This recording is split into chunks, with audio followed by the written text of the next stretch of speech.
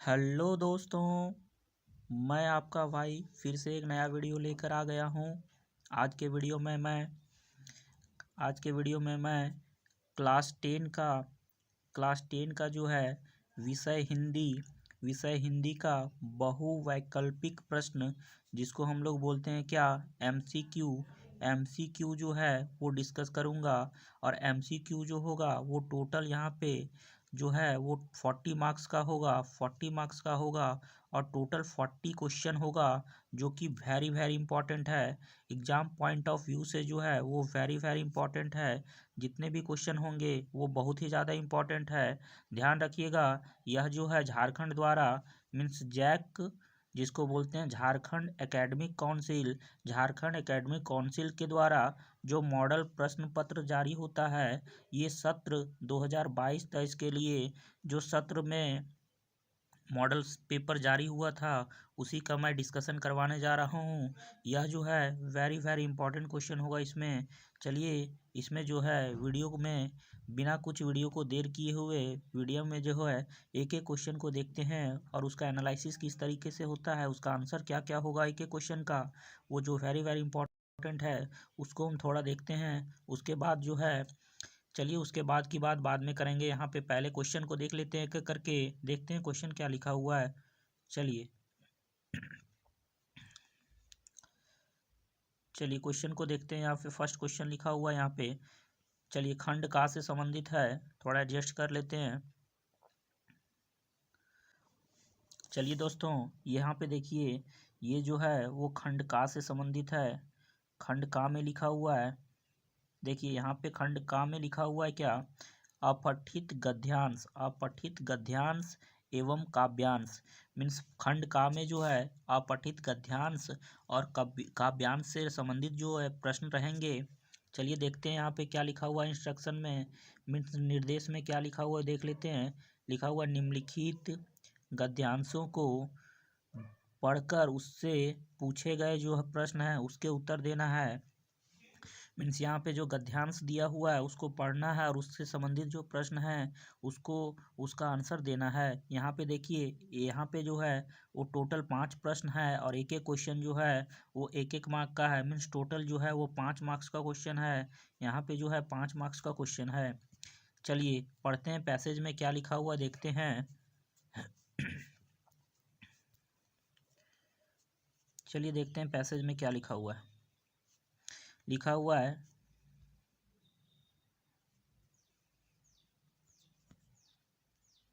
चलिए लिखा हुआ है, घड़ी की टिक टिक हमसे कुछ कहती है। उसकी निरंतर सरकती हुई सुइयां कह रही है, समय जा रहा है, कुछ कर लो। जो क्षण एक बार चला गया वह कभी लौटकर नहीं आता। फिर लिखा हुआ है, एक बार एक व्यक्ति ने महात्मा गांधी से पूछा, जीवन में ऊंचा उठने के लिए किसी को सबसे पहले क्या करना चाहिए, शिक्षा, शक्ति या धन संग्रह। चलिए आगे लिखा हुआ है, गांधी जी ने उत्तर दिया, यह वस्तुएं जीवन में उठने में सहायक अवश्य होती है, किंतु हमारे विचार से एक वस्तु का सबसे अधिक महत्व है और वह है समय की परख। जो समय को परख लिया, समय के अनुसार जो है वो सभी काम कर लिया, वही जो होगा क्या होगा, जीवन में आगे बढ़ पाएगा। आगे लिखा हुआ है यहाँ पे, थोड़ा इसको स्क्रॉल अप कर लेते हैं ताकि क्लियरली आपको पता चले कि क्या लिखा हुआ है, आप भी हमारे साथ पढ़ पाएँ। चलिए देखते हैं। उसके बाद लिखा है, प्रत्येक कार्य का निर्धारित समय होता है, उसे करने ना करने का, ठीक है ना, मतलब कोई भी काम करने और ना करने का एक निर्धारित समय होता है। यदि यदि आपने समय की परखने की कला सीख ली है तो पुणे आपको किसी प्रसन्नता या सफलता की खोज में दर दर भटकने की आवश्यकता नहीं, वह स्वयं आकर आपके द्वार खटखटाएगी। हमें समय का मूल्य समझना चाहिए। साथ ही समय के अनुसार काम करना चाहिए। जीवन की यही कुंजी है। जो लोग निरंतर असफल होते हैं वह प्रायः प्रतिकूल परिस्थितियों को बुरा भला करने लगते हैं। वस्तुतः बड़ी असफलता का कारण दुर्भाग्य नहीं होता, अपितु समय को गलत समझने की भूल होती है। यूनान के सबसे बड़े दार्शनिक अरस्तु ने इसे और भी अधिक स्पष्ट करते हुए कहा, प्रत्येक व्यक्ति को उचित समय पर उचित व्यक्ति से उचित मात्रा में उचित उद्देश्य के लिए उचित ढंग से व्यवहार करना चाहिए। वस्तुतः एक एक्शन से प्रत्येक व्यक्ति का संबंध रहता है। स्क्रॉल अप कर लेते हैं थोड़ा और। संबंध रहता है, किंतु व्यक्ति उसके महत्व को नहीं समझता। अधिकतर व्यक्ति सोचते हैं कि कोई अच्छा समय आएगा तो काम करेंगे। इसी उद्देपूर्ण में वह अपने जीवन के अमूल्य जनों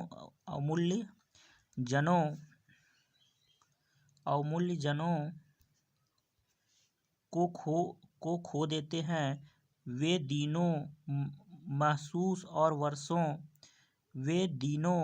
मासूम और वर्षों को किसी शुभ क्षण की प्रतीक्षा में बिता देते हैं।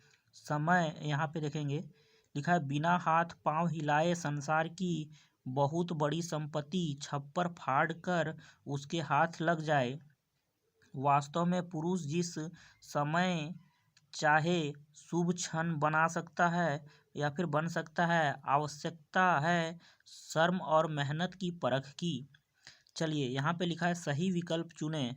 यहाँ पे देखिए पैसेज हम पढ़ लिए शुरू से अंत तक। अब एक एक प्रश्नों को देखेंगे कौन कौन सा प्रश्न दिया हुआ है। लिखा हुआ है, घड़ी की निरंतर सरकती सुइयां क्या कहती है। तो यहाँ पे देखेंगे इसका जो राइट आंसर हो जाएगा ऑप्शन नंबर देखिए डी में लिखा हुआ है कि कुछ कर लो, समय बीतता जा रहा है, यही इसका राइट आंसर होगा। चलिए बढ़ते हैं नेक्स्ट क्वेश्चन की तरफ। क्वेश्चन नंबर सेकंड देखते हैं क्या लिखा हुआ है। थोड़ा जूम कर लेते हैं, एडजस्ट कर लेते हैं इसको। देखिए लिखा हुआ है, गांधी जी ने किस वस्तु का अधिक महत्व बताया है। तो गांधी जी जो हैं वो किस वस्तु को अधिक महत्व बताया है। ऑप्शन देखेंगे, समय की परख का सबसे अधिक महत्व बताया है। तो यही इसका राइट आंसर हो जाएगा।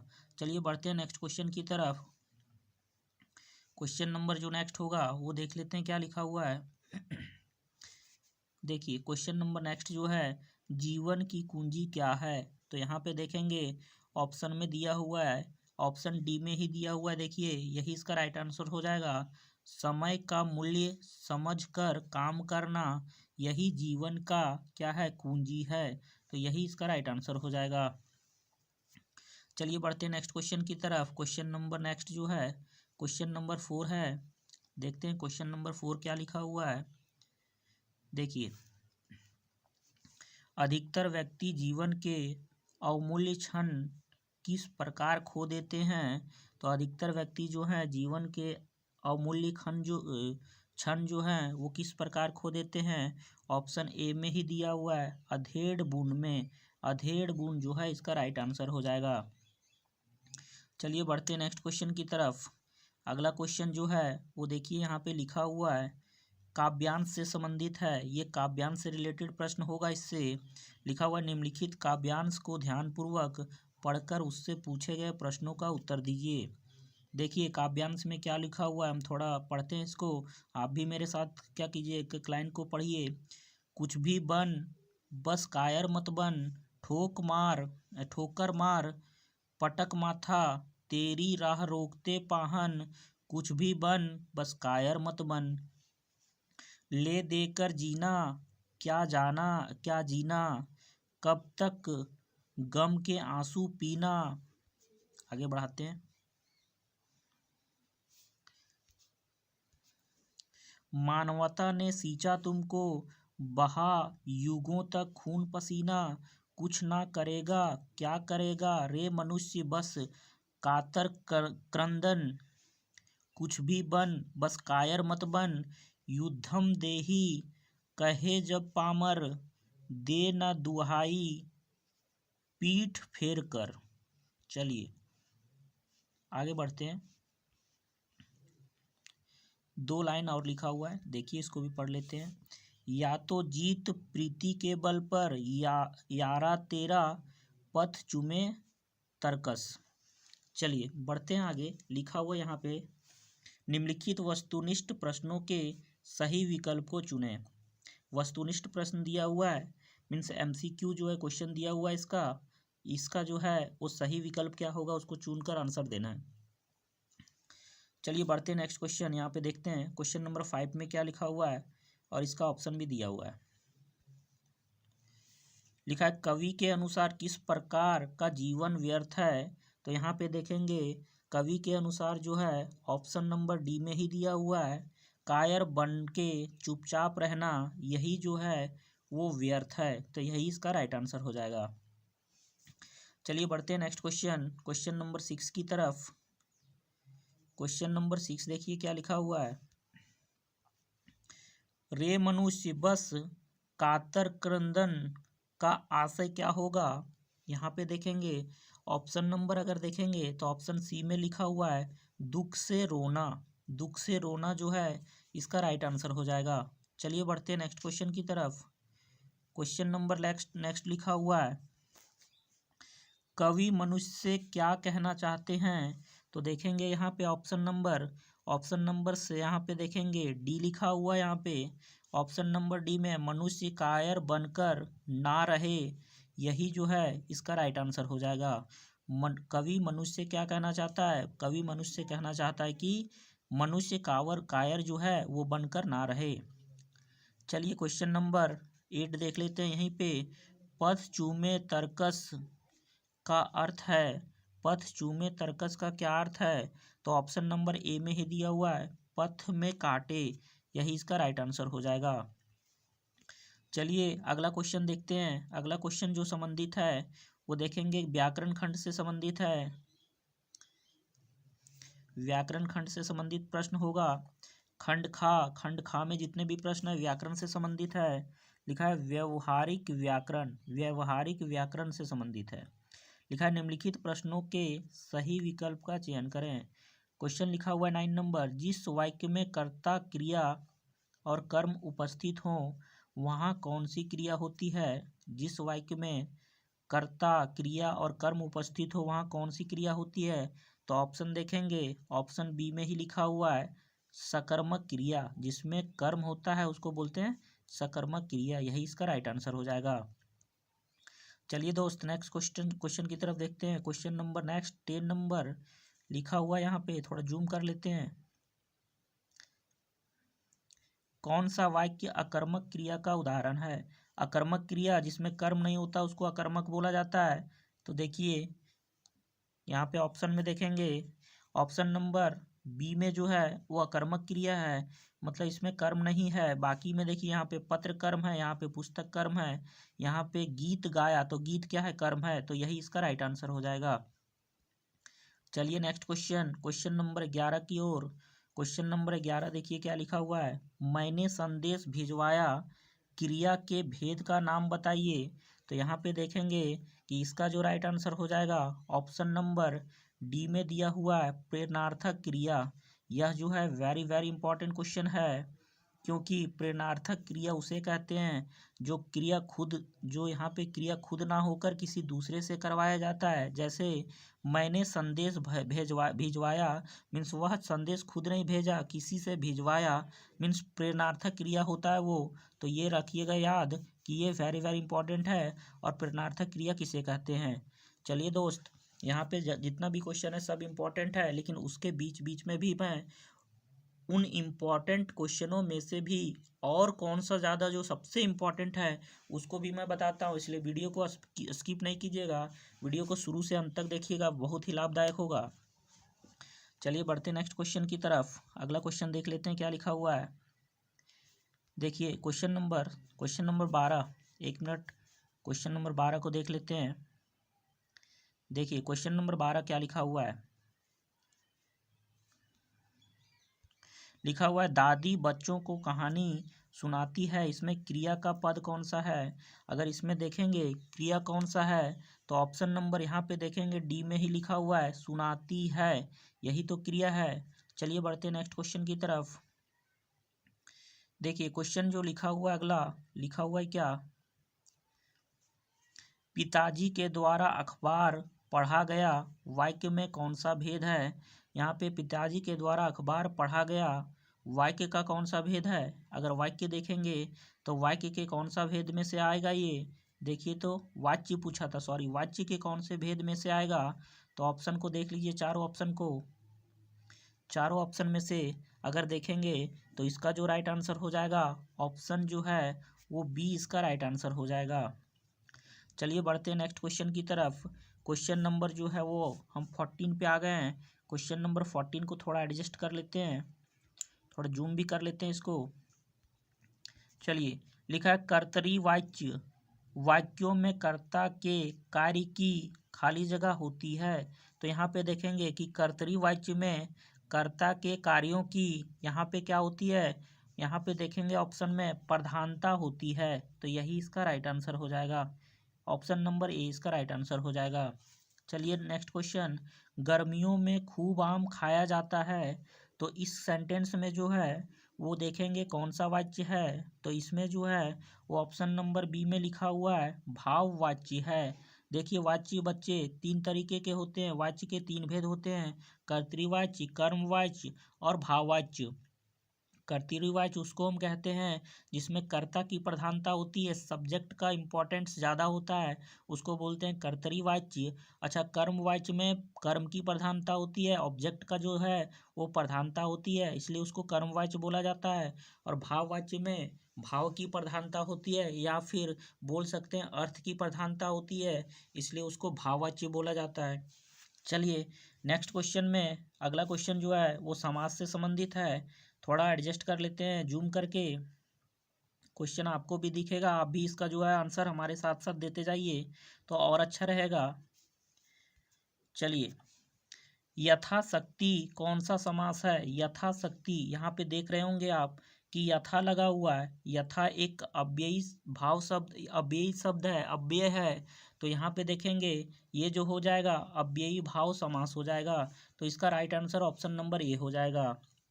चलिए नेक्स्ट क्वेश्चन देखेंगे, क्वेश्चन नंबर 17। क्वेश्चन नंबर 17 मेरे आंसर देने के पहले आप कमेंट बॉक्स में इसका आंसर पहले बताएं, आप क्वेश्चन नंबर लिख लें, उसके बाद उसका answer option number A B C D में से कौन सा होगा वो बताएं। और इस तरह से अगर आप ऑप्शन को मतलब एक एक क्वेश्चन का आंसर ऑप्शन कमेंट बॉक्स में टाइप करेंगे तो आपका जो कौन सा आंसर होगा गलत सही ये हम उसका आंसर बताते जाएंगे, या फिर आप वीडियो में भी देख सकते हैं, आपको इससे ज़्यादा फायदा होगा। आप वीडियो को एक नहीं दो बार देखिए ताकि उसका रिवीजन भी आपको मिल हो जाए। 17 नंबर क्वेश्चन को देखेंगे, लिखा हुआ है दो या दो से अधिक पदों के मेल को क्या कहते हैं? दो या दो से अधिक पदों के मेल को क्या कहते हैं? तो ऑप्शन में लिखा हुआ है यहाँ पे बी में ही दिया हुआ है, देखिए समास कहते हैं। तो ये सब सारा इंपॉर्टेंट क्वेश्चन है, वेरी वेरी इंपॉर्टेंट, यही सबसे तो एग्जाम में प्रश्न आएगा और कहाँ दूसरे से आएगा, यही सब इम्पोर्टेंट है, ये बहुत ही इम्पोर्टेंट है, इसको करके ही जाना है ये सब। चलिए अगला क्वेश्चन लिखा हुआ है, देखिए लिखा है जलज का अनेकार्थी नहीं है, मीन्स कौन सा शब्द है जो जलज का अनेकार्थी नहीं है? तो ऑप्शन में देखेंगे डी जो है बादल, बादल जो है वो जलज का अनेकार्थी नहीं है, बाकी शब्द जो हैं वो जलज के अनेकार्थी हैं, ये भी कमल हो गया, मोती हो गया, मछली, ये जलज के अनेकार्थी शब्द हैं, मतलब मिलते जुलते शब्द हैं। चलिए नेक्स्ट क्वेश्चन देखिए, नेक्स्ट क्वेश्चन लिखा हुआ है समुच्चय बोधक अव्यय के दो प्रमुख भेद कौन से हैं? तो समुच्चय बोधक अव्यय के दो अगर प्रमुख भेद की बात करें तो ऑप्शन देखिए, ऑप्शन सी में ही लिखा हुआ है समानाधिकरण और व्याधिकरण। समानाधिकरण अव्यय समुच्चय बोधक अव्यय और व्याधिकरण समुच्चय बोधक अव्यय, ये इसके दो भेद होते हैं। चलिए नेक्स्ट क्वेश्चन, क्वेश्चन नंबर अगर 20 का बात करेंगे, क्वेश्चन नंबर 20 का बात करेंगे, थोड़ा एडजस्ट कर लेते हैं ताकि आपको भी दिखे। देखिए क्वेश्चन नंबर 20 लिखा है विद्यार्थी अध्ययन खाली जगह सफल नहीं हो सकते, रिक्त स्थान में उचित अव्यय होगा। तो यहाँ पे कौन सा अव्यय होगा? यहाँ पे ऑप्शन ए में ही दिया हुआ है के बिना, ये ऑप्शन नंबर ए में ही दिया हुआ है, तो यही इसका राइट आंसर हो जाएगा। मीन्स विद्यार्थी अध्ययन के बिना सफल नहीं हो सकते, यही इसका राइट आंसर हो जाएगा। चलिए बढ़ते हैं नेक्स्ट क्वेश्चन की तरफ। क्वेश्चन नंबर 21 देख लेते हैं क्या लिखा हुआ है। चलिए देखते हैं। लिखा है मिश्र वाक्य में एक प्रधान उपवाक्य और शेष कौन सा उपवाक्य होता है? तो एक तो होता है प्रधान उपवाक्य, और मिश्र वाक्य में जो होता है एक उसका और जो होता है वो आश्रित उपवाक्य होता है, जिसको सबऑर्डिनेट क्लॉज बोलते हैं या फिर डिपेंडेंट क्लॉज बोल सकते हैं, इंग्लिश में बोलते हैं। चलिए आगे जो लिखा हुआ है क्वेश्चन वो फिर से गद्यांश से रिलेटेड है। चलिए पठित गद्यांश मतलब आप इस गद्यांश को पहले पढ़े हुए होंगे और वही जो है यहाँ पे गद्यांश जो है वो आया हुआ है, तो थोड़ा एडजस्ट कर लेते हैं ताकि आप भी जो है इसको पढ़ लें और इसका आंसर जो है वो हमारे साथ साथ देते रहें। चलिए दोस्त यहाँ पे पद्यांश गद्यांश जो दिया हुआ है उसको पढ़ते हैं और देखते हैं क्या लिखा हुआ है। पहले इंस्ट्रक्शन पढ़ लेते हैं। निर्देश, प्रस्तुत गद्यांश को पढ़कर उचित विकल्प का चयन कीजिए। यहाँ पे लिखा है बाल गोविंद भगत मंझोले कद के गोरे चिट्टे आदमी थे, 60 साल के ऊपर के ही होंगे, बाल पक गए थे, लंबी दाढ़ी या जटा, जूट जूट तो नहीं सकते थे जूट तो नहीं सकते थे, किंतु हमेशा उनका चेहरा सफ़ेद बालों से ही जगमग किए रहता, कपड़े बिल्कुल कम पहनते, कमर में एक लंगोटी मात्र और सिर में कबीर पंथियों की सी कनपट्टी टोपी। जब जाड़ा आता एक काली कमली ऊपर से ओढ़े रहते, मस्तक पर हमेशा चमकता हुआ रामानंदी चंदन जो नाक के एक छोर से ही औरतों के पीके की तरह, यहाँ पे होना चाहिए हाँ, पीके की तरह शुरू होता, गले में तुलसी की जड़ों की एक बेड़ और माला बांधे रहते। मतलब ये बाल गोविंद भगत के बारे में जो है ये समझिए गद्यांश दिया हुआ था। अब इस गद्यांश को लाइन बाय लाइन हम पढ़ लिए, अब इसका जो है एक एक क्वेश्चन को देखेंगे। चलिए क्वेश्चन जो है फर्स्ट क्वेश्चन इससे संबंधित लिखा हुआ है 22 नंबर क्वेश्चन 22, थोड़ा इसको एडजस्ट कर लेते हैं जूम करके। चलिए क्वेश्चन को देखते हैं। लिखा हुआ है बाल गोविंद भगत का कद कैसा था? तो यहाँ पे ऑप्शन में देखेंगे कि बाल गोविंद भगत का जो कद था वो मंझौले कद का था, मंझौला कद हो जाएगा इसका right answer option number B. चलिए बढ़ते हैं नेक्स्ट क्वेश्चन की तरफ। क्वेश्चन नंबर 23 लिखा हुआ है बाल गोविंद भगत गले में कैसी माला बांधे रहते थे? तो बाल गोविंद भगत जो हैं वो गले में तुलसी की माला जो है वो बांधे रहते थे, ऑप्शन डी इसका राइट आंसर हो जाएगा। चलिए बढ़ते हैं नेक्स्ट क्वेश्चन की तरफ। क्वेश्चन नंबर नेक्स्ट क्या है वो देखते हैं, थोड़ा एडजस्ट कर लेते हैं इसको।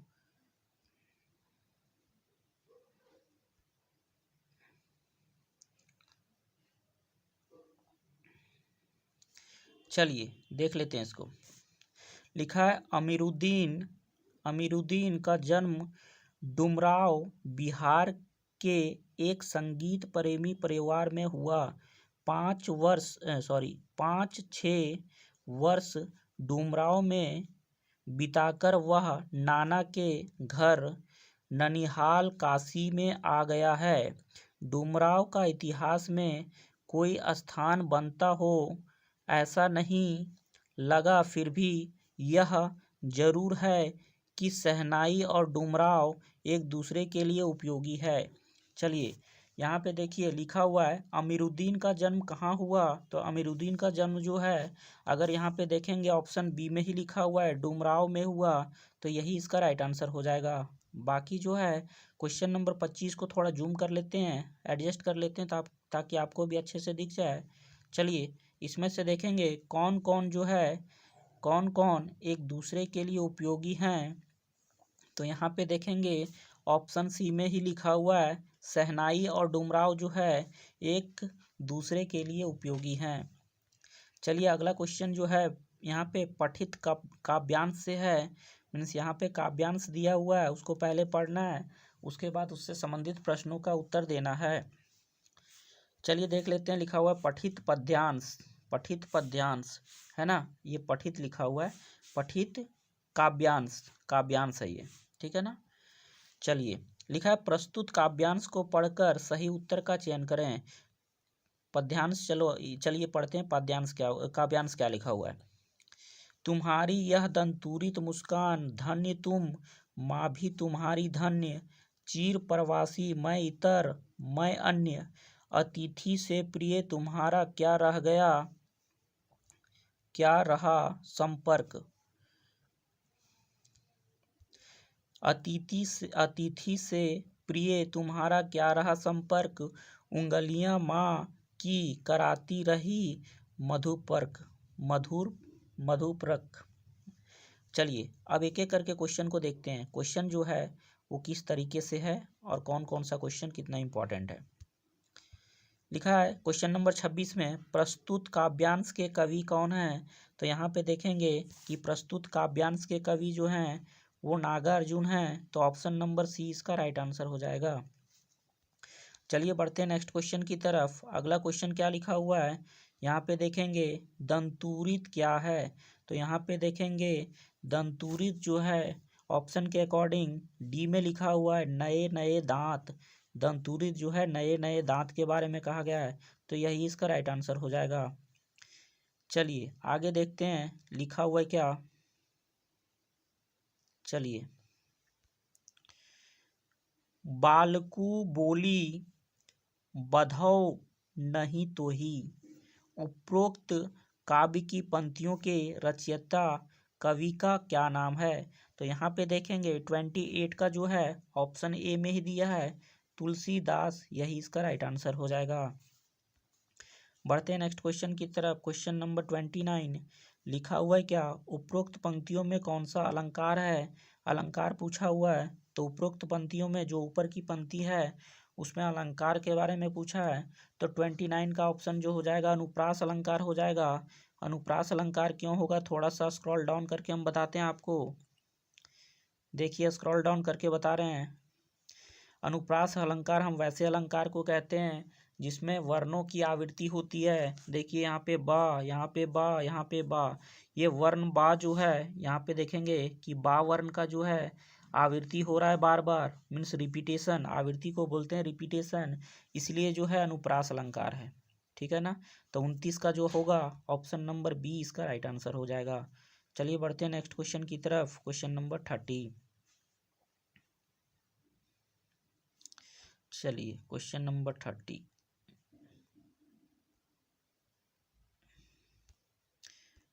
लिखा हुआ निम्नलिखित प्रश्नों के सही विकल्प का चयन करें।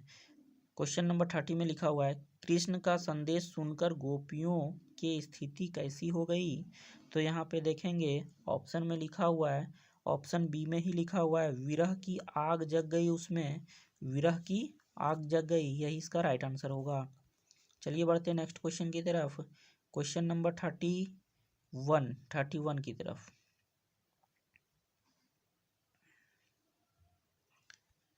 चलिए क्वेश्चन नंबर 31 उत्साह कविता किन अर्थों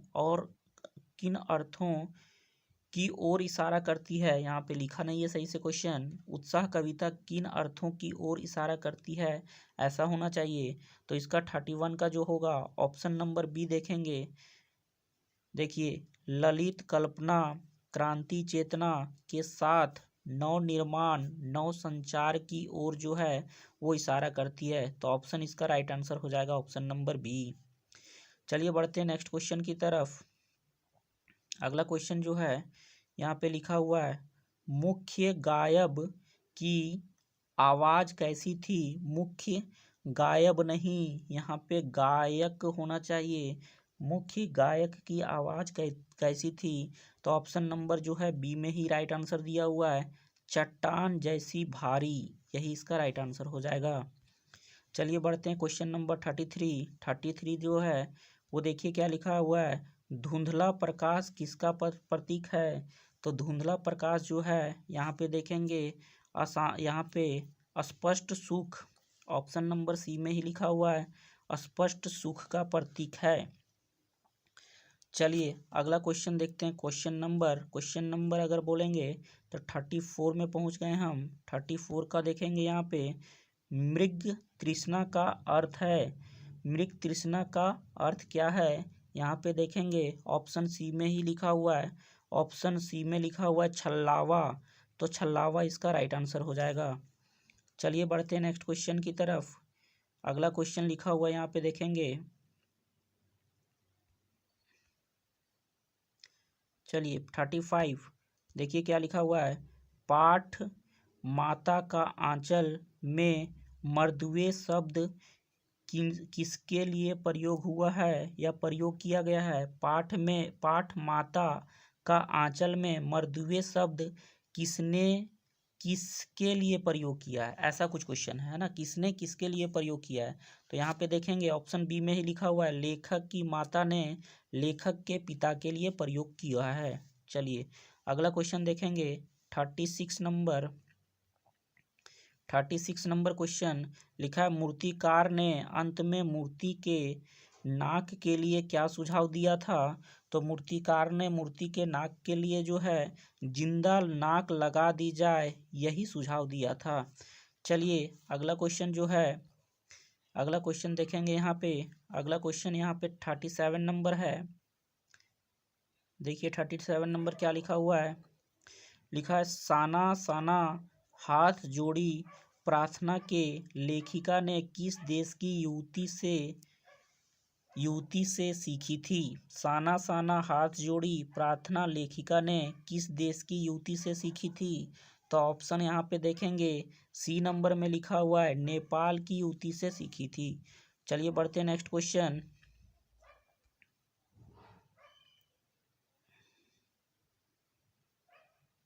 नेक्स्ट क्वेश्चन को देखेंगे यहाँ पे क्या लिखा हुआ है। चलिए देखते हैं। लिखा है, कैप्टन कौन था? अगर बात करेंगे यहाँ पे कैप्टन कौन था तो देखेंगे चश्मे बेचने वाला था। कैप्टन जो था चश्मे बेचने वाला था। देखिए दोस्त, इससे जो है वो वेरी वेरी इंपॉर्टेंट क्वेश्चन 100% इस चैप्टर से क्वेश्चन आएगा। मतलब ये जो चैप्टर है जिससे क्वेश्चन कैप्टन वाला आ रहा है, यह बहुत ही इंपॉर्टेंट है। इसको जो है आपको पूरा शुरू से अंत तक है इसको देख लेना है।